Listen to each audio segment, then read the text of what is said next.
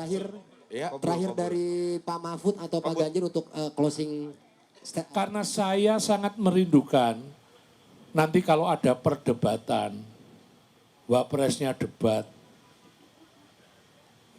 35 tahun lawan Profesor Mahfud MD. Wah, apik banget. Itu perdebatan paling keren Wapres sepanjang sejarah Indonesia. Oh, Profesor Dokter berpengalaman 2 tahun. 2 tahun kok berpengalaman. Ini rasa-rasanya sebenarnya mengarah kepada Mas Gibran Raka Buming Raka. Maksudnya? Harus diakui. Kenapa perdebatan ini menjadi ribut? Kalau kita ingin tahu bagaimana Pak Anies debat. Beberapa hari lagi kita semua akan menyaksikan debat perdana calon wakil presiden. Dan kalau kita lihat debat calon wakil presiden ini lebih ditunggu-tunggu oleh publik, lebih menyita perhatian publik daripada debat calon presiden kemarin. Kenapa ini bisa terjadi?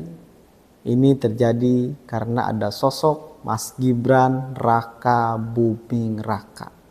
Dan secara statistik di atas kertas bahwa memang Mas Gibran ini di bawah calon wakil presiden lain. Ibarat bumi dan langit lah begitu. Baik itu secara usia, bahwa Mas Gibran itu masih bocil ya, masih 35 tahun, masih sangat muda tentunya. Dibandingkan dengan calon wakil presiden lain tentunya udah sangat senior. Dari sisi pendidikan, Mas Gibran ini hanya sarjana S1. Sedangkan rivalnya atau lawan Mas Gibran ini adalah profesor dan doktor. Jadi sangat jauh sekali. Jadi kalau berdebat ini ibarat dosen dengan mahasiswa begitu ya. Kemudian dari sisi pengalaman tentu Mas Gibran ini baru menjabat 2 tahun sebagai wali kota Solo. Sedangkan yang lain sudah malang melintang di dunia perpolitikan Indonesia tentunya. Tetapi ada satu hal yang tidak dimiliki oleh Profesor Mahfud MD maupun Gus Muhaimin. Yaitu debat terbuka antara kontestan pejabat publik. Kalau Mas Gibran ini walaupun masih muda, dia memiliki pengalaman itu ketika menjadi calon wali kota Solo. Sedangkan Profesor Mahfud dengan Gus Muhaimin, mereka tidak pernah menjadi atau tidak pernah ikut dalam persaingan pilkada maupun pemilu. Terkait itu kontestasi dalam jabatan politik ya. Dengan demikian, kalau kemudian publik hari ini menganggap bahwa Mas Gibran itu tidak bisa berdebat, kemudian juga meremehkan Mas Gibran, mungkin hal yang wajar kalau dari sisi di atas kertas.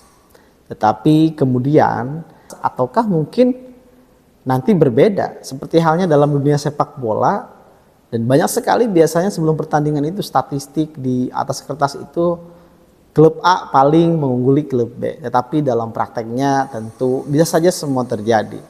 Bisa saja draw atau mungkin klub B bisa mengalahkan klub A. Dan hal itu tentunya membuat hari ini publik sangat menunggu dengan debat perdana calon wakil presiden ini. Tentunya kalau kita lihat memang ada 2 kelompok besar yang menunggu perdebatan calon wakil presiden ini. Di satu sisi kelompok yang tidak suka atau lawan politik Mas Gibran. Jadi kalau kelompok ini mereka ingin melihat Mas Gibran dipermalukan begitu istilahnya ya oleh Profesor Mahfud MD maupun Gus Muhaimin gitu. Ingin lihat, jadi kelompok ini ingin melihat bahwa Mas Gibran ini babak belur lah dalam debat begitu ya. Kalau istilah kasarnya begitu. Di sisi yang lain, di sisi kelompok pendukung Mas Gibran tentu ada yang ingin memberikan pembuktian kepada publik bahwa Mas Gibran bisa berdebat. Tapi juga di kelompok yang sama, di kelompok Mas Gibran ini ada juga yang tidak memberikan ekspektasi yang terlalu tinggi gitu. Karena mereka sudah memberikan nilai plus apabila Mas Gibran ini bisa cukup mengimbangi saja. Dan apalagi memenangkan debat sangat luar biasa gitu. Karena Mas Gibran ini kan dari semua sisi memang dianggap yang paling bawah dibandingkan cawapres lain gitu. Namun pertanyaan selanjutnya adalah apakah Mas Gibran ini bisa mengalahkan Profesor Mahfud MD dengan Gus Muhaimin. Dan tentu secara psikologis untuk Mas Gibran bahwa ini tidak terlalu membebani Mas Gibran. Kenapa? Karena Mas Gibran ini dia kan yang paling muda, dia kan yang paling bawah secara statistik. Jadi misalnya kalau Mas Gibran ini hanya bisa mengimbangi saja, ini sudah kemenangan tentunya untuk Mas Gibran gitu.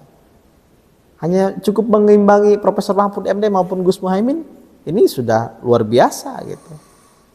Karena publik juga tidak memberikan ekspektasi yang terlalu tinggi gitu kepada Mas Gibran ini gitu. Karena terlalu direndahkan misalkan gitu, dianggap enteng, dianggap bocil gitu kan, dan seterusnya. Tetapi kalau kemudian Mas Gibran ini memenangkan debat, tentu ini Mas Gibran akan dilulukan oleh publik, akan dianggap sangat luar biasa. Tetapi ini berbanding terbalik secara psikologis bagi Profesor Mahfud MD maupun Gus Muhaimin gitu. Karena mereka kan dianggap yang paling hebat, yang paling pinter baik secara pendidikan maupun secara usia, secara pengalaman gitu. Jadi kalau kalah berdebat maka akan sangat malu, akan sangat menguras elektabilitas mereka ini. Terlepas dari kepentingan politik bahwa Profesor Mahfud MD sebagai anak buahnya Pak Jokowi ya kan, ataupun Gus Muhaimin ini sebagai partai koalisi Pak Jokowi yang saat ini kadernya masih di kursi menteri. Ya tentu memang wajar publik kalau hari ini sangat antusias, sangat memberikan atensi yang sangat tinggi kepada debat calon wakil presiden ini. Termasuk saya pribadi, saya sangat antusias, saya penasaran sekali, ingin menantikan debat nanti, ingin melihat debat nanti begitu ya.